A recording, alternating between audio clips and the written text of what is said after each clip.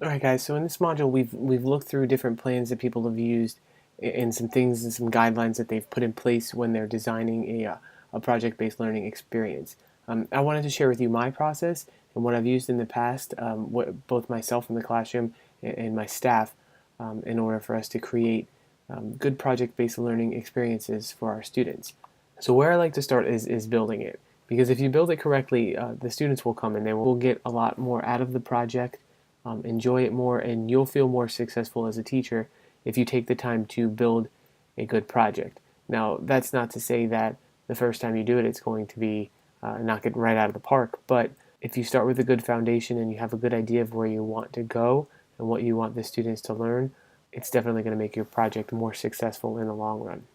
So to me personally, no matter whether it's a project-based learning experience or a problem-based learning experience, I always start in the same place, and that is with the standards.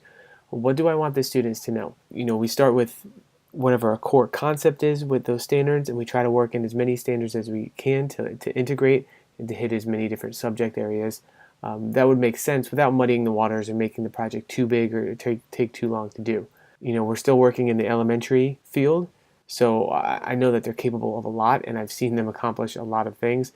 But really, in the grand scheme of things, we've never gone into any projects that are going to last more than a quarter, than 9 weeks. So we just keep that in mind as we're planning. We try to work in as much as we can, but we don't overdo it and turn it into something that's going to be a year-long project, or something that they're going to lose interest in and kind of fizzle out. We follow the same sort of cycle that we use in our PLCs as we build our plans, and I'll kind of go over that real quick and what it looks like as we're building these project-based learning experiences.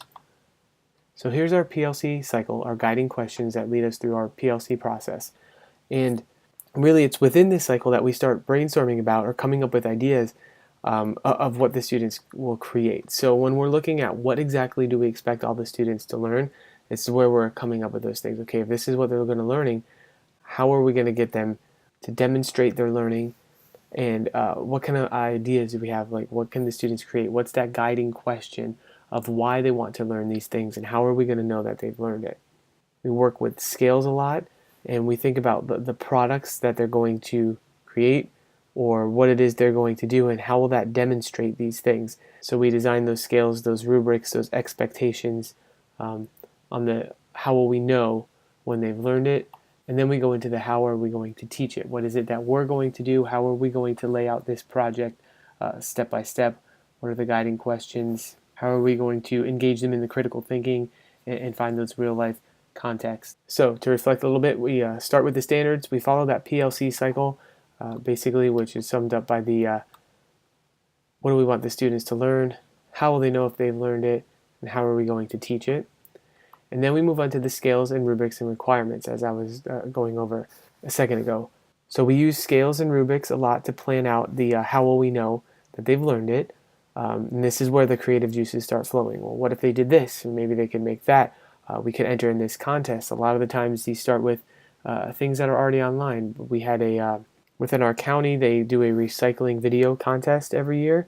And a lot of project-based learning experiences have come from that, because we kind of have that as our guiding question or guiding thought. Like, how can we make a difference, or how can we make a product that's going to change people's minds as far as recycling is concerned? And then our unit just kind of spirals and comes from that. What I would recommend is that you make sure that your expectations are clearly spelled out to the students, that they know exactly what they need to do. Not so much that it's going to restrain them in their creative thinking, but enough that they know what you're expecting from them.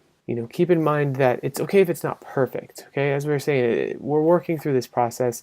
There's things that are going to work. There's things that aren't. It's always good to be able to reflect when you're done. And if you have a peer teacher or somebody that can kind of look back and say, "Oh yeah, that was great. I saw your students doing this," or you guys can share experiences and see how it worked with your between your different classes. And then while I'm working through this process, while I'm planning out these units, there's a few resources that I found particularly useful, so I thought I would point some of them out here in this presentation. First of all, there's a couple good books that I really enjoyed. There's this project-based learning book by William Bender, and this Thinking Through Project-Based Learning by Jane Krause and Susie Boss. You'll see this referenced a lot within these modules. This book, Open by David Price, just kind of helps you think about the way that education is kind of changing in the way it looks now and the way life has really changed. Attack of the Killer Video book. This one is great as far as teaching students on an elementary level how to do filmmaking, how to frame shots and use tripods and pan different shots and things like that. So it's really helpful. It puts it on their level, and it's a fun read.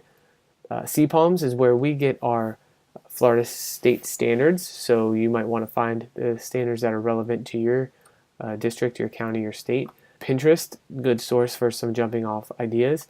Teachers Pay Teachers, another good resource to use. And my favorite is the students. Sometimes the students come up with the best ideas. They know of the contests, they know what they're interested in, and they really can help to guide your project-based learning experiences and planning. So I hope this helped to kind of lay out some of my steps and some of the things that I follow when I'm planning out a project-based learning experience. And hopefully this helps to give you guys some ideas of what to include in your plan as you're thinking about the steps that you want to follow when you're building a project-based learning experience. So thanks for listening, and I'll talk to you soon.